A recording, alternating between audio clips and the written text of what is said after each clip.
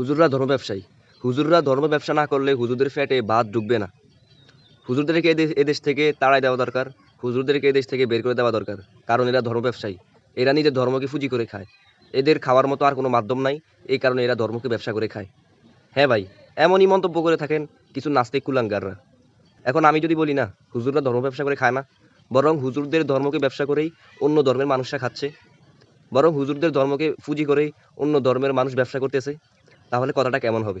হ্যাঁ ভাই, আমি বুঝতেছি আপনারা একটু কনফিউজ হয়ে গেছেন। প্রমাণ ছাড়া কোনো কথা বলবো না ভাই। চলেন তাহলে প্রমাণ সহ আজকে বলে দেই কারা ধর্ম ব্যবসায়ী। হুজুররা ধর্ম ব্যবসায়ী নাকি অন্য অন্য ধর্মের মানুষ ইসলাম ধর্মকে পুঁজি করে ব্যবসা করতেছে? চলুন তাহলে। হুজুররা যে ধর্ম ব্যবসা করে না, এটার প্রথম একটা প্রমাণ হলো আমি আপনাদেরকে বলি। এই যে আগামীকালকেই রমজানের ঈদ তথা ঈদ উল ফিতর, আর ঈদ উল ফিতরকে সামনে রেখে সকল মুসলমানরা চুল কাটতে যাবে। সেলুন দোকানদাররা হিন্দু, চুল কাটবে মুসলমান।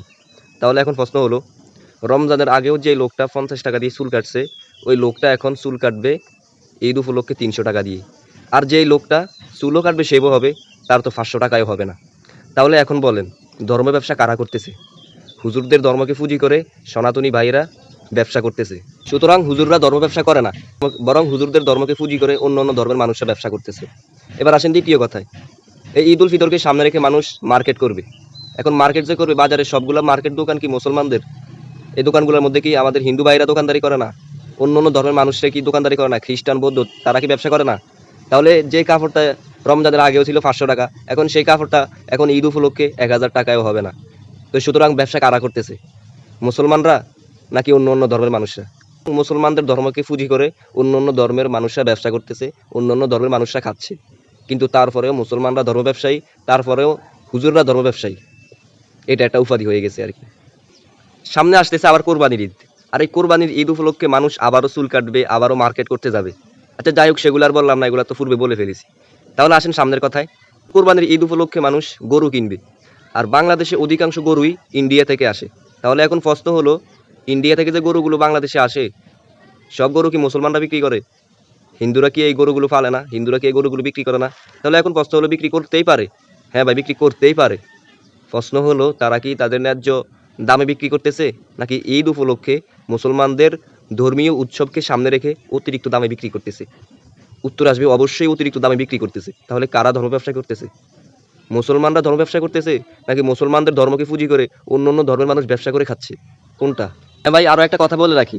আমার এই আজকের ভিডিওতে আমি কোনো মানুষকে ছোট করার জন্য অথবা কোনো ধর্মকে ছোট করার জন্য এই কথাগুলো বলতেছি না, বরং সত্য প্রকাশ করার জন্যই এই কথাগুলো বলতেছি।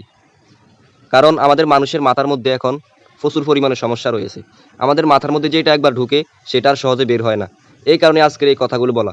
আমি কোনো ভিন্ন ধর্মের কোনো মানুষকে ছোট করার জন্য বা কোনো ধর্মকে ছোট করার জন্য এই কথাগুলো বলতেছি না।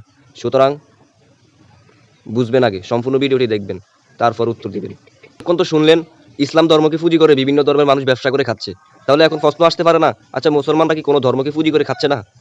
না ভাই, মুসলমানরা কোনো ধর্মকে পুঁজি করে খাচ্ছে না। তার প্রমাণ আমি আপনাদেরকে দিই। যেমন ধরেন হিন্দুদের যখন পুজো মণ্ডপ হয়, তখন তাদের ধর্মীয় উৎসবের সময় যাবতীয় জিনিসপত্র তাদের কাছেই পাওয়া যায়। এটা কোনো মুসলমানদের দোকানে পাওয়া যায় না। কোনো মুসলমানরা এগুলো বিক্রিও করে না। এবার আসেন, খ্রিস্টানদের যখন ধর্মীয় এমন উৎসব হয়, তখন তাদের প্রয়োজনীয় জিনিসপত্র তাদের দোকানেই পাওয়া যায়। কোনো মুসলমানদের দোকানে এগুলো পাওয়া যায় না। কোনো মুসলমানরা এগুলো ব্যবসা করে না। বৌদ্ধদের যখন এমন ধর্মীয় উৎসব হয়, তখন তাদের যাবতীয় জিনিসপত্র তাদের দোকানেই পাওয়া যায়। মুসলমানদের দোকানে পাওয়া যায় না। মুসলমানরা এই সমস্ত ব্যবসা করে না। তাহলে এখন কি বুঝলেন? মুসলমানরা ধর্ম ব্যবসায়ী, হুজুররা ধর্ম ব্যবসায়ী, নাকি ইসলাম ধর্মকে পুঁজি করে বিভিন্ন ধর্মের মানুষ ব্যবসা করে খাচ্ছে? অবশ্যই ইসলাম ধর্মকে পুঁজি করে বিভিন্ন ধর্মের মানুষ খাচ্ছে, কিন্তু তারপরেও একটা নাম হয়ে গেছে, হুজুররা ধর্ম ব্যবসায়ী, মুসলমানরা ধর্ম ব্যবসায়ী। মুসলমানরা ধর্ম ব্যবসা না করলে তাদের পেটে নাকি ভাত ঢুকবে না। ভাই, নিজের মাথাটাকে একটু পরিষ্কার করেন, তাহলে সবকিছু ঠিক হয়ে যাবে। বন্ধুরা, আজকের ভিডিও এই পর্যন্তই। দেখা হবে পরবর্তী কোনো ভিডিওতে। ততক্ষণ পর্যন্ত ভালো থাকবেন, সুস্থ থাকবেন। ভুল থেকে নিজেকে দূরে রাখবেন, ভুল থেকে দূরত্ব বজায় রাখবেন। সত্য জানবেন, সত্য প্রকাশ করবেন। আসসালামু আলাইকুম।